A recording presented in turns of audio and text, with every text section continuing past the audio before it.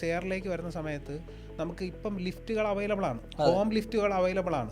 അപ്പം അങ്ങനെ നമുക്ക് നിർബന്ധം ഉണ്ടെങ്കിൽ ആ സ്റ്റെയറിൻ്റെ ഒരു കാര്യം നമുക്ക് ഒഴിവാക്കിയിട്ട് നമുക്ക് ലിഫ്റ്റുകളിലേക്ക് പോവാം. ബഡ്ജറ്റ് കൂടുതലാണ്, പക്ഷെ അത് ഭാവിയിൽ നമുക്കൊരു പ്രശ്നമായിട്ട് തോന്നാറില്ല. 14-15 ലക്ഷം രൂപ മിനിമം ഇല്ല, അതിന് താഴേക്ക് ലിഫ്റ്റുകളുണ്ട്. ഈ പറയുന്ന നിങ്ങൾ പറയുന്ന മറ്റേ വോക്കും പോലുള്ള ലിഫ്റ്റുകൾ അത്യാവശ്യം കോസ്റ്റ്ലിയാണ്.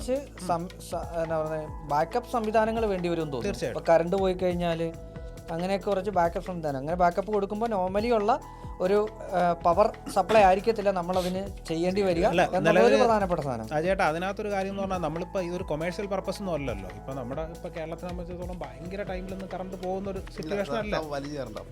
വേണമെന്നുണ്ടെങ്കിൽ നമുക്ക് ആ സാധനം യൂസ് ചെയ്യാം, ആ പവർ ആ സമയത്ത് യൂസ് ചെയ്യാനുള്ളതുണ്ട്. അപ്പോൾ ഗേറ്റ് ഓട്ടോമാറ്റിക് നിങ്ങളുടെ വീട്ടിലല്ലേ കറണ്ട് പോയാലും വർക്ക് ചെയ്യുന്നത് അറിയത്തില്ല.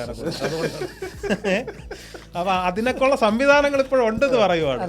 ശരിയാ, പവറുകൾ പിന്നീട് വേറെ ഇതിൽ പവർ കൊടുത്ത് വർക്ക് ചെയ്യിപ്പിക്കായിരിക്കും. ഇതിൽ വേറൊരു സാധനം കൂടെ ഉണ്ട്. ഇപ്പോൾ നോർമലി നമ്മളിപ്പോൾ പ്ലാൻ ചെയ്യുന്ന കാര്യമാണ് പറഞ്ഞത് 1300-1200 സ്ക്വയർ ഫീറ്റിൽ സിംഗിൾ ഫ്ലോർ 3 ബെഡ്റൂം ഒക്കെ ഈസി ആയിട്ട് ഇപ്പോൾ പണിയാൻ പാകത്തുള്ള സാഹചര്യമുണ്ട്, സ്ഥലമുണ്ടെങ്കിൽ. അതെ,